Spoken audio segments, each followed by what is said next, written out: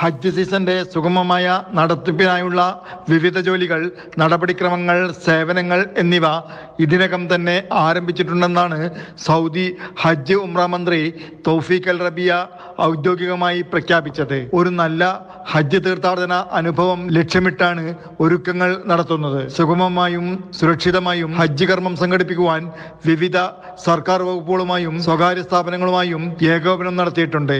അടുത്തിടെ 4 ദിവസം നീണ്ടുനിന്ന ഹജ്ജ് ഉംറ സേവന സമ്മേളനം നടത്തിയിരുന്നു. സൗദി വിഷൻ 2030 ഭാഗമായി തീർത്ഥാടകർക്കായി രൂപകൽപ്പന ചെയ്ത വിവിധ പുതിയ സേവനങ്ങളും സാങ്കേതിക വിദ്യകളും പരിചയപ്പെടുത്തുന്നതായിരുന്നു ഹജ്ജ് ഉംറ സേവന സമ്മേളനം. സമ്മേളനത്തിലും പ്രദർശനത്തിലും സഹകരിച്ച ഹജ്ജ് മന്ത്രാലയ ജീവനക്കാർക്ക് മന്ത്രി അഭിനന്ദനം അറിയിച്ചു. ലോകമെമ്പാടുമുള്ള ഹജ്ജ് ഉംറ തീർത്ഥാടകരുടെ നടപടിക്രമങ്ങൾ കാര്യക്ഷമമാക്കുക എന്നതായിരുന്നു സമ്മേളനത്തിന്റെയും പ്രദർശനത്തിന്റെയും പ്രധാന ലക്ഷ്യം. ഇന്ത്യയിൽ നിന്നും ന്യൂനപക്ഷ മന്ത്രി സ്മൃതി ഇറാനിയും വിദേശകാര്യ സഹമന്ത്രി വി മുരളീധരനും സമ്മേളനത്തിൽ പങ്കെടുക്കുകയും സൗദിയും ഇന്ത്യയും തമ്മിലുള്ള ഹജ്ജ് കരാറിൽ ഒപ്പുവെക്കുകയും ചെയ്തിരുന്നു.